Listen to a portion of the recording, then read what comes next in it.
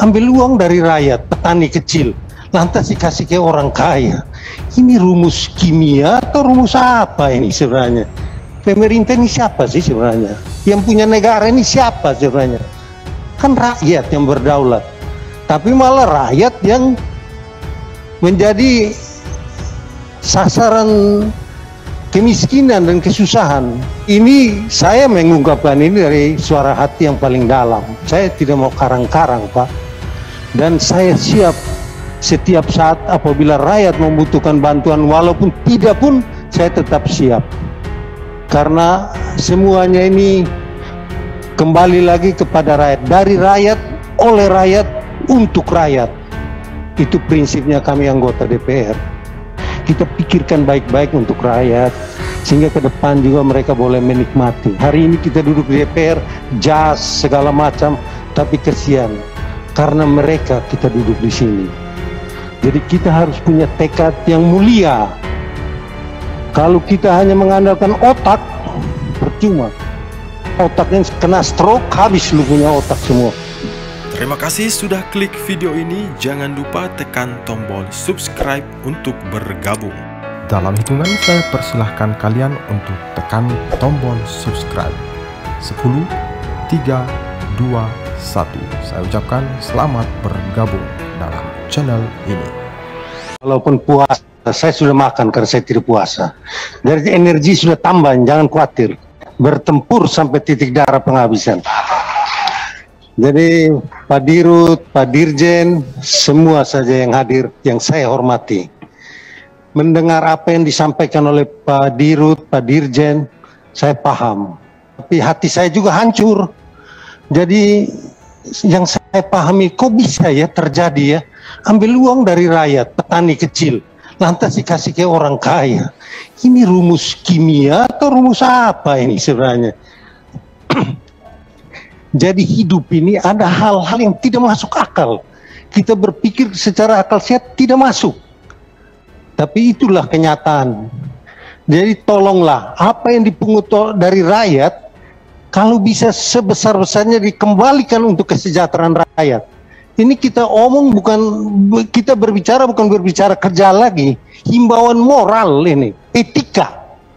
Jadi kalau orang sudah tidak punya etika ini, kita ngomong sampai mulut terabek di telinga juga dia tidak dengar.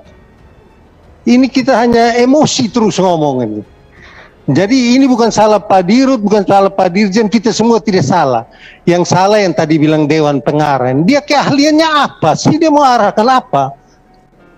Dia hanya berbicara, hanya melihat di level atas, tapi di level bawah dia tidak merasakan betapa susahnya masyarakat petani yang hidup di kampung-kampung, di desa-desa. Kalau mereka tidak mau tanam kelapa sawit lagi, apanya yang kita mau dapat lagi?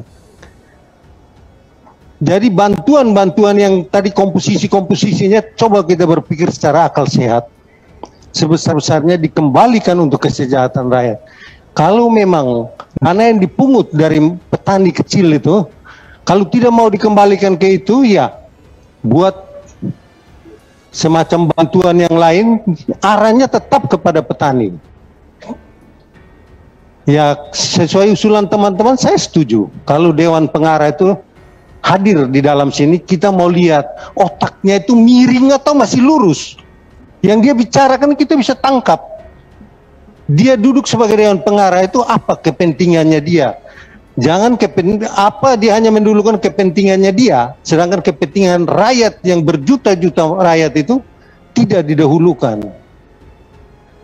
Ini berkedok membantu pemerintah, tapi menyengsarakan rakyat kecil. Pemerintah ini siapa sih sebenarnya? Yang punya negara ini siapa sebenarnya? Kan rakyat yang berdaulat. Tapi malah rakyat yang menjadi sasaran kemiskinan dan kesusahan. Jadi kami sampai membentuk panja ini berawal dari keprihatinan. Kasihan rakyat kecil ini. Kami dipilih oleh rakyat. Kalau bapak-bapak kan tidak dipilih oleh rakyat. Jadi masa bodoh aja. Yang penting bagiannya terima, titik. Kalau kami tidak bisa. Kalau kami tidak berpihak pada rakyat, ya 5 tahun lagi sayonara dong. Jadi ini saya mengungkapkan ini dari suara hati yang paling dalam. Saya tidak mau karang-karang, Pak. Dan saya siap setiap saat apabila rakyat membutuhkan bantuan, walaupun tidak pun saya tetap siap. Karena semuanya ini kembali lagi kepada rakyat. Dari rakyat, oleh rakyat, untuk rakyat. Itu prinsipnya kami anggota DPR. Jadi mungkin secara teknis, saya kira undang-undangnya sudah membicarakan semua. Kita bolak-balik 5%, 10%, berapa persen juga tetap tidak akan menyelesaikan ini masalah. Kalau orang-orang yang pengambil kebijakan itu memang tidak berniat baik, itu tidak akan, dan tidak akan. Jadi semua yang disodorkan kepada kami juga sudah tulis bolak-balik, guys. Saya bilang tintanya sudah mau habis ini. Jadi Pak Dirut, mohon maaf kalau saya menyampaikan agak vulgar. Tapi saya tidak suka berbicara teknis, karena teknis itu sebenarnya sederhana. Tapi kebijakan yang ruwet. Teknis itu masyarakat dia tanam sudah, jalan rusak, BPD, PKS silakan kamu servis karena ada dananya. Kalau ada pupuk ya silakan kasih, dia istilahnya dia eksekutor di lapangan. Tapi kita yang mengambil kebijakan ini kadang-kadang tidak menggunakan nurani, hanya melihat di atas tapi di bawah kan tidak lihat. Ya seperti memang orang biasanya nggak suka dengar berbicara hal-hal etika, hal-hal moral. Tapi ini kuncinya manusia hidup ini ada di moral dan etika. Kalau kita, biar kau bisa buat pesawat naik ke ruang angkasa sana, tapi kalau moralnya tidak betul, perang dunia. Kayak Uni Soviet dan Ukraina, perang dunia sekarang, mau perang dunia sudah. Jadi ya marilah kita sama-sama ya, Pak Dirut, Pak Dirjen, semua kita pikirkan baik-baik untuk rakyat, sehingga ke depan juga mereka boleh menikmati. Hari ini kita duduk di DPR, jas segala macam, tapi kesian karena mereka kita duduk di sini. Jadi kita harus punya tekad yang mulia. Kalau kita hanya mengandalkan otak, percuma. Otaknya kena stroke, habis lu punya otak semua. Jadi berbuatlah selalu kebaikan. Akhir kata Bu Ketua, mungkin hanya itu saja yang saya lebih senang itu berbicara yang etika dan moral, karena orang punya etika baik, moral yang baik, dia akan punya jiwa, perbuatan semua akan baik.